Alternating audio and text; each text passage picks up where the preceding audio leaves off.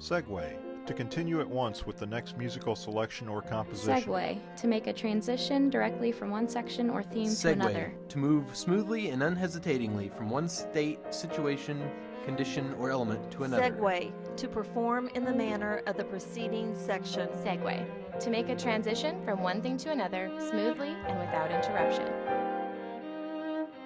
This is Segue with Dean Aldemaro Romero, a weekly program exploring the lives and work of the people of the College of Arts and Sciences at Southern Illinois University, Edwardsville.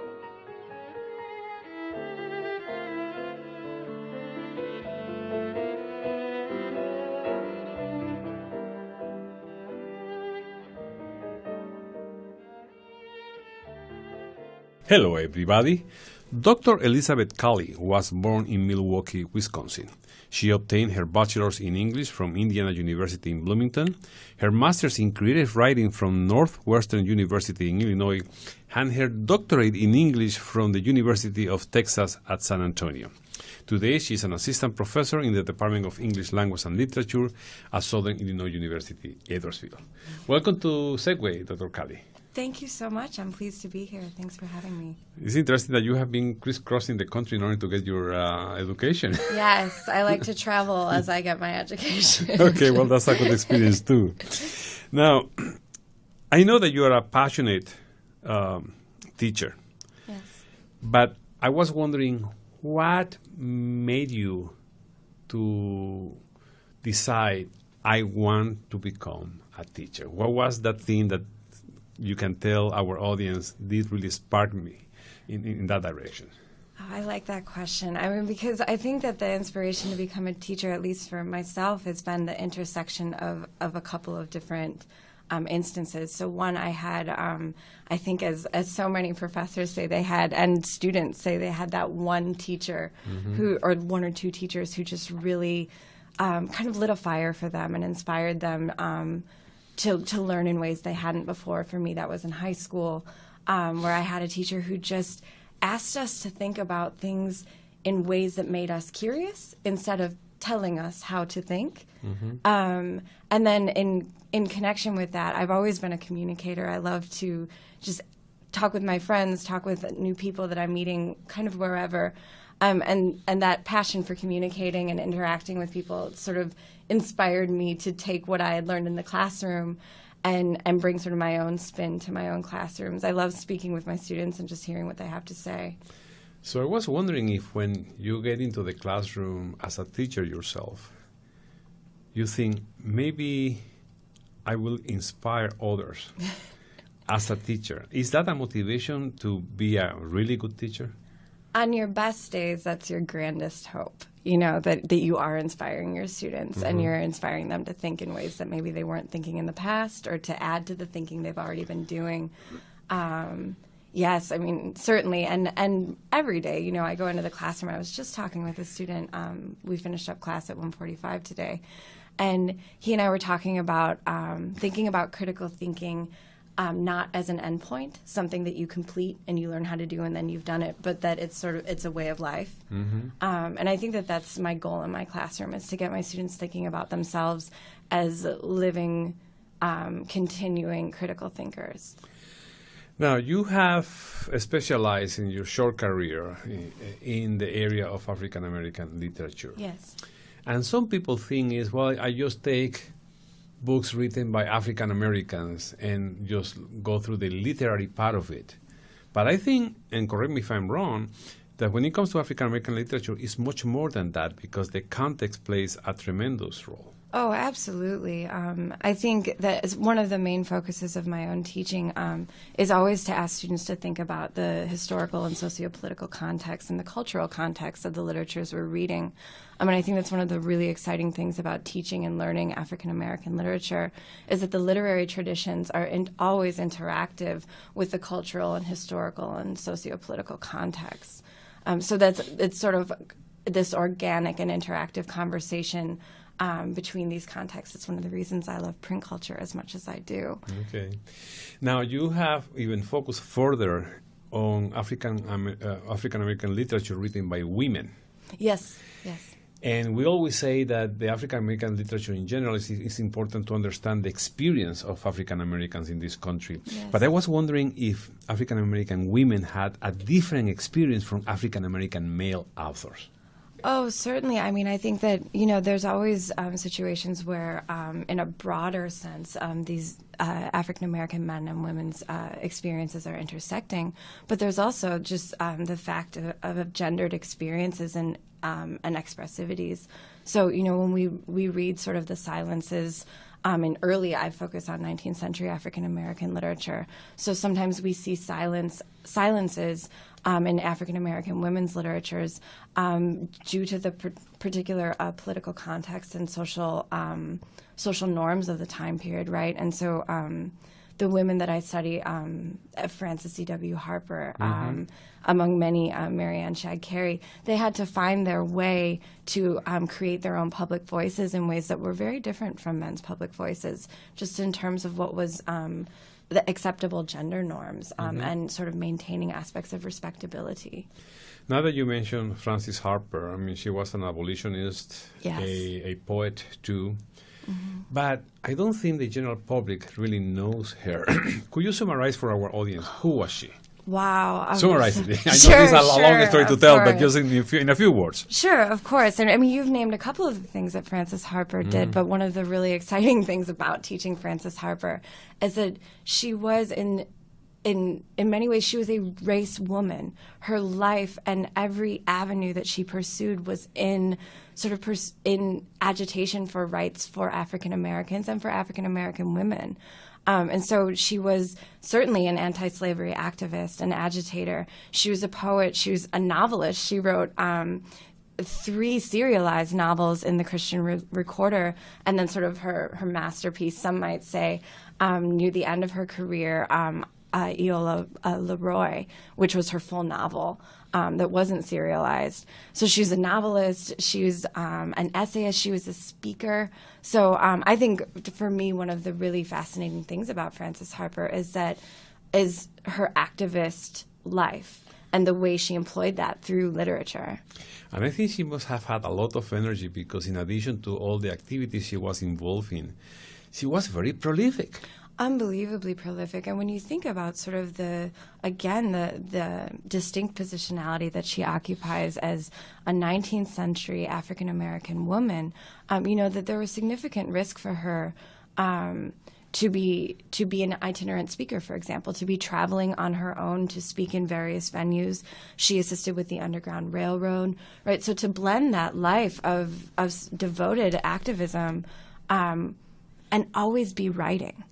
To be a speaker, it was that blending of both her orality and the oral tradition with her own literary acumen it's amazing.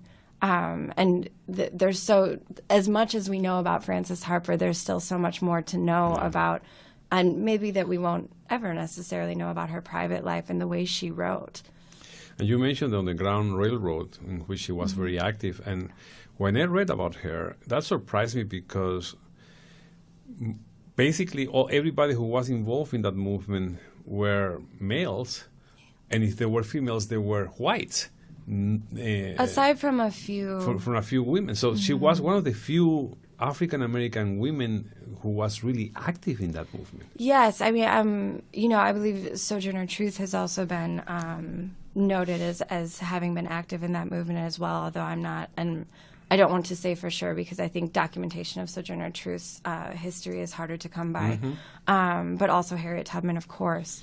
But yeah, I think that for Harper, as a freeborn African-American woman in Maryland, having the opportunity of being educated by her uncle, because her parents died when she was very, very young, that she sort of had this unique position from which she was able to assert her activist interests in ways that I think we always have to be cognizant in when I'm teaching in class, that a lot of African American women weren't offered that opportunity because they were enslaved or because of institutions of white supremacy, which kept them from being able to do the things that she was able to do. Now, it's interesting that despite how revolutionary she was in so many fronts, she was also very active in the temperance movement, which basically is people shouldn't drink because that's bad. Yeah. And in a way, in today's standard, sounds like a contradiction, but at that time, that was a big social concern about the misuse of alcohol. Absolutely. I think that particularly at that time, again, not to hammer it home, but, the 19th century was there in so many ways the social norm was about protecting the institution of the family. And alcohol was seen as such as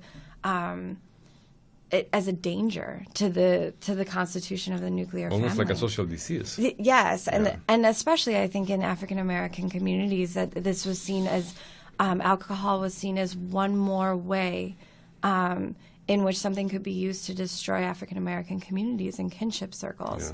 Yeah. And so in that way, yes, she was extremely active in sort of agitating against the use of alcohol in any sort of community, especially African American communities.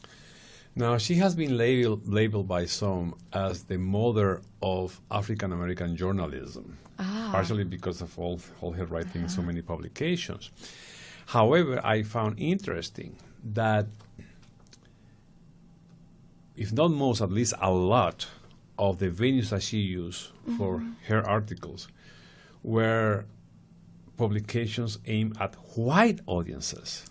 Yes. So I think, Frances Harper is really interesting especially in terms of the venues that she's publishing in, because we do get that double voicedness from her, because she is publishing in white venues such as, the National Era or the Liberator, right, which were directed towards white abolitionist audiences.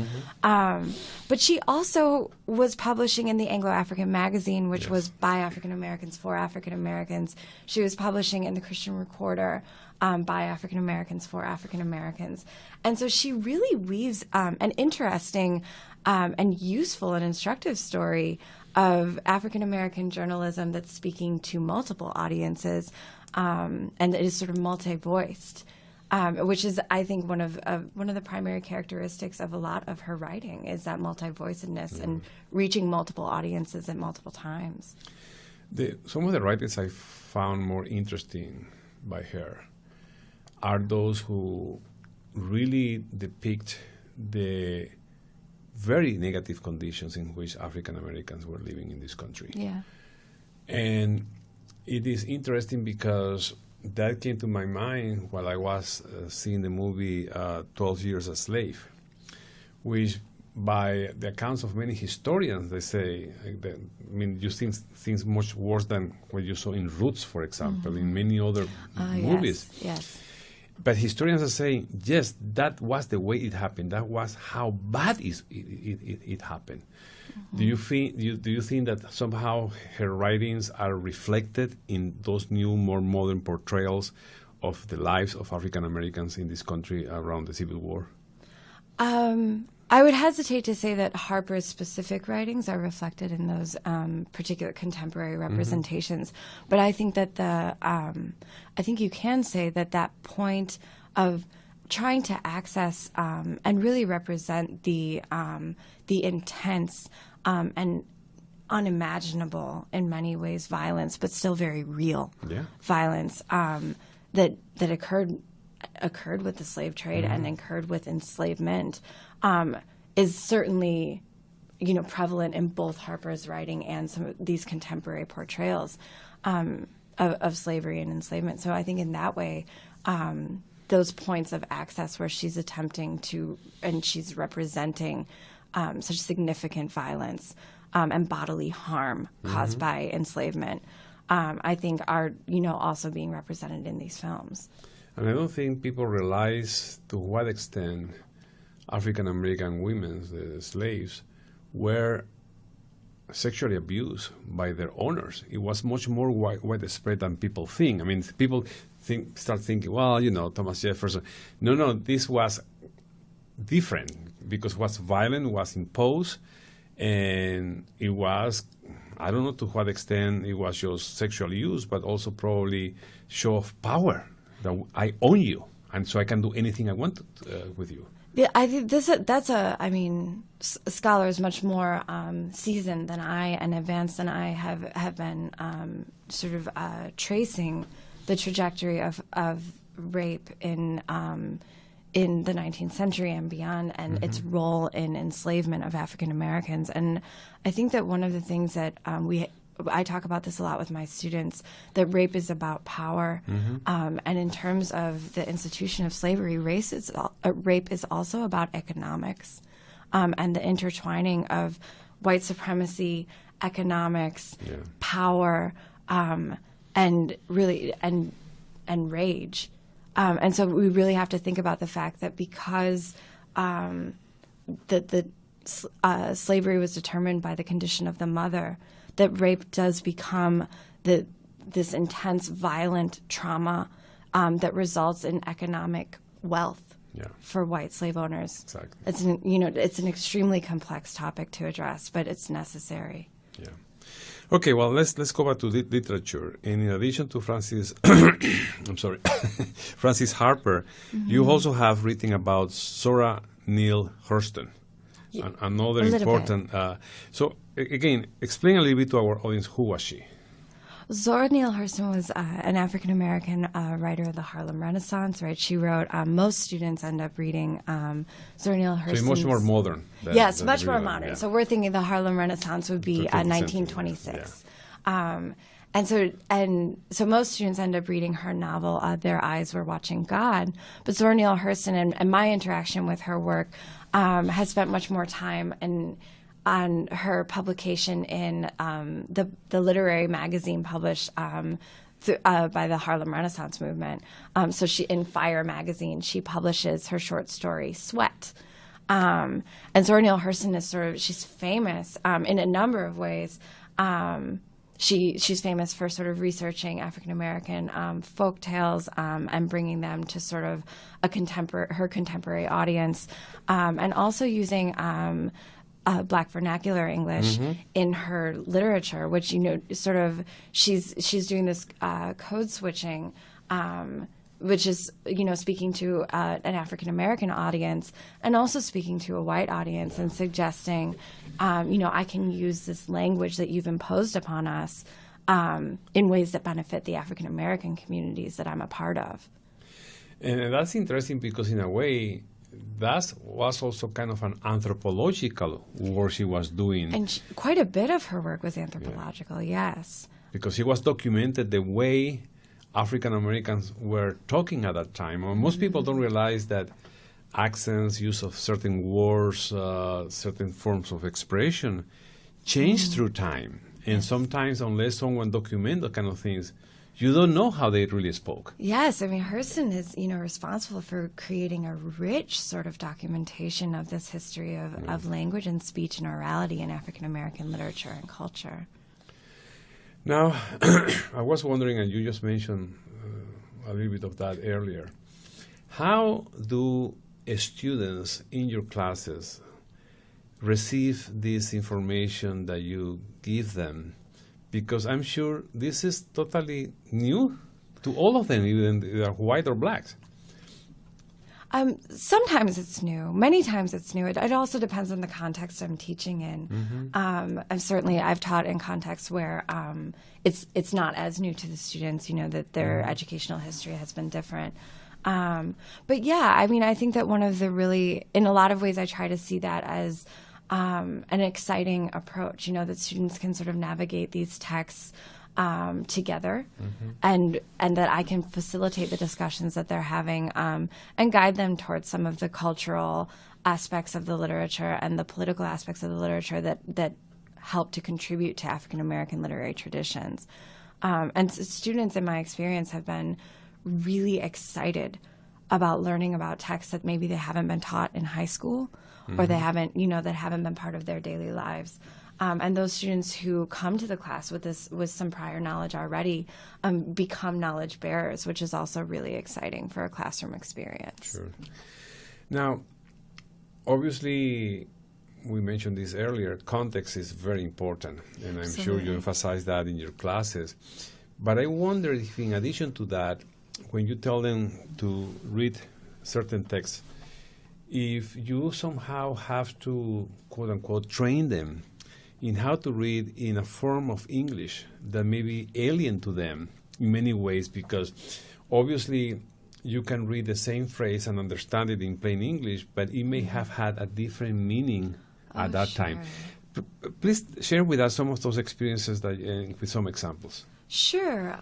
So I'll use an example from today, and you know, guide me if I'm not answering your question. But so in particular today, we were reading a text by Gilman, The Yellow Wallpaper, Charlotte Perkins Gilman, and the students were when we began, they were like, oh, this is really interesting. I'm not really sure what happened to her, but she's enclosed in this house. And it was sort of this very, we began with this surface interpretation of what's happening with Charlotte Perkins Gilman and the narrator of her text. And I was like, well, let's go back and let's examine the context of what's going on here, because they were bringing a very contemporary reader's eye to this. She's writing at sort of the turn of from the 19th century to the 20th century. And so we had to go back and think about what it meant and what sort of socio-political and cultural context and what norms she was speaking back to in her time period. And so we had sort of this slideshow of images of the ways that women were being sort of inundated with images of being expected to be in separate spheres, right? And so once we start talking about, that women were expected to be sort of, and this is middle-class women, and typically middle-class white women, were expected to be dominant over the home, right, and the domestic sphere. And that also indicated that the men's sphere was outside of the home, that he was responsible for all work that had monetary value, that he would be responsible that he would be involved in politics and that women would not be, etc. And so then we come back to the text. And I was like, okay, now let's talk about what it means that she is pushing the boundaries of being kept in this house for the summer by her husband, who keeps saying, this is the way for you to get well, is to stay and be cooped up in this house and to sit and do nothing. He didn't want her to read or to write. And she finds that it's through writing that she's able to sort of identify with herself and to sort of emerge. And so the students were, the second we had that historical context, and they had these very visual images from Godey's Ladies book that had been really prominent images from the time period to sort of recognize what Gilman was pushing against and what sort of norms she was pressuring. It was, it really brought students sort of about to thinking about even our contemporary moment and the images that they are inundated with today that tell them how to be in the world. And, maybe what they might write to suggest that they don't want to be that way in the world. Now, I was wondering while you were describing the circumstances, to what extent students really need to have the so-called location experience to get a better understanding of how things were. And I'm saying this because I had read a lot about civil war and slavery in this country, etc., etc. But to me, it wasn't until I was living in Washington, D.C., that I visited some plantations in Virginia, that it really hit me how ingrained that experience had to do with the economic setup that It's plantation had. I mean, everything was around that kind of things. So do you think that maybe some of the students also need to visit these places like this to get a full picture of what was going on? I mean, I put a lot of value in trying to assist students in accessing locations, as you said, like locations of cultural experience, but also, especially being a 19th century person, we're always sort of trying to guide students to imagine and to visualize and attempt to find a point of access with which they can connect the historical context. So I do, it's one of my goals to be, especially being given the particular location where we are in, so close to St. Louis, so close to the Mississippi River, which has its own storied place in this country's history of enslavement and practices of enslavement, that I think that it can only assist students in recognizing that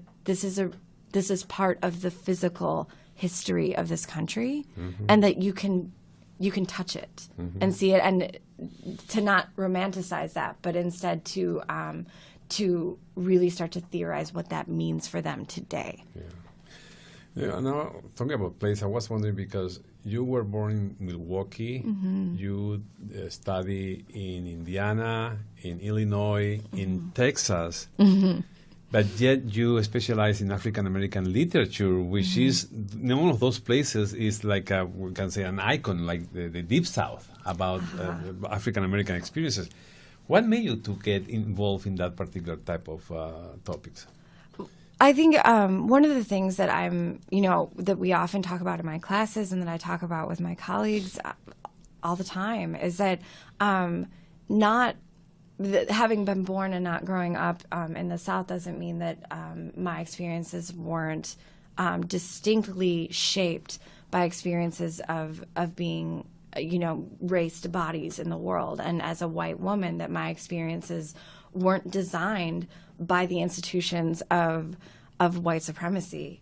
And so, even though I wasn't necessarily learning and growing in a place where enslavement was happening, certainly, I mean, if you think about, for example, in Chicago, the entire city is arranged in terms of the way the city's been redlined. And my experiences as a resident in the city of Chicago are part of the design of this country's race, history, and culture. And I think, as far as I'm concerned, and my future as a scholar, and really as a citizen in this country, and somebody who's contributing to my community, is to be interrogating how our contexts have been shaped by this history of racism. Okay, well, that's very interesting. Now, we have only 1 minute left, and my last question for you is, what is your next big project? So right now I am digging into a project on respectability and revolution and the way it appears on the page in circulated print culture in the 19th century.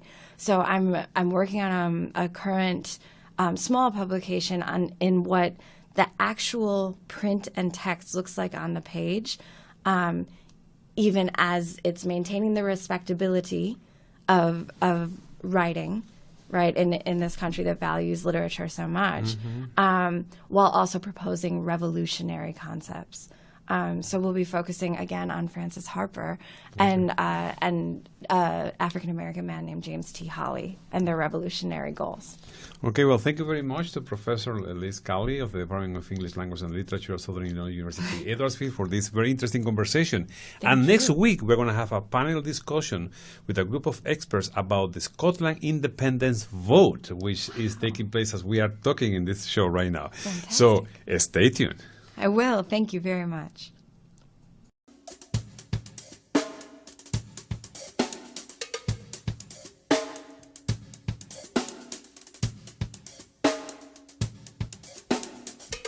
This has been Segue with Dean Aldemaro Romero, a production of the Department of Mass Communications at Southern Illinois University, Edwardsville. All rights reserved, 2014.